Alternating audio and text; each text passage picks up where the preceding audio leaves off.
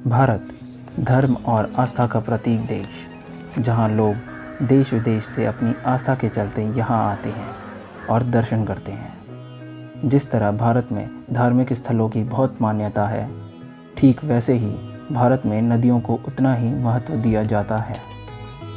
भारत की 3 प्रमुख नदियां गंगा, यमुना और सरस्वती। देश में गंगा और यमुना के अस्तित्व पर किसी को भी कोई शक नहीं, लेकिन सरस्वती को लेकर कई बार अक्सर चर्चा उठते रहती है, क्योंकि यह विलुप्त हो चुकी उन नदियों में से है जिनके अब बस निशान ही बाकी हैं।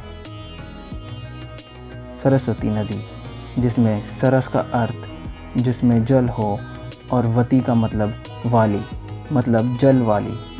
क्योंकि सरस्वती नदी देखने को नहीं मिलती, इसलिए लोग इसके अस्तित्व पर संदेह करते हैं, लेकिन इसका उल्लेख वेदों और पुराणों में बताते हैं। हिंदू धर्म के 4 वेदों में से एक ऋग्वेद में यह बताया गया है कि सरस्वती नदी धरती पर कहाँ मौजूद है और कहाँ से होकर बहती है। ऋग्वेद इस जानकारी को आज के समय के हिसाब से जोड़कर देखते हैं तो यह यमुनानगर में मौजूद है। मान्यता के अनुसार सरस्वती नदी को गंगा से भी बड़ी नदी होने का गौरव हासिल था, लेकिन विलुप्त हो जाने के कारण पूरी जानकारी के अभाव में इस बात को कोई सबूत नहीं मिलता। कुछ लोग इसे वैदिक कथाएं मान लेते हैं, लेकिन इतनी विशाल नदी का महज एक कथा मान लिया जाए, बावजूद इस नदी की तलाश आज भी जारी है। इसके कई सबूत भी मिले हैं।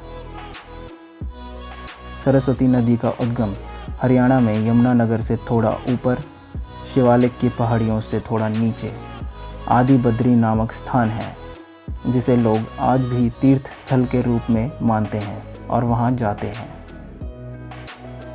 प्रयाग में गंगा, यमुना और सरस्वती, इन तीनों मुख्य नदियों का संगम होता है।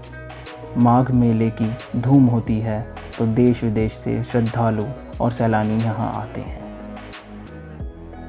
आज के लिए बस इतना ही। जुड़े रहे यूओ इन्फॉर्मेशनल के साथ।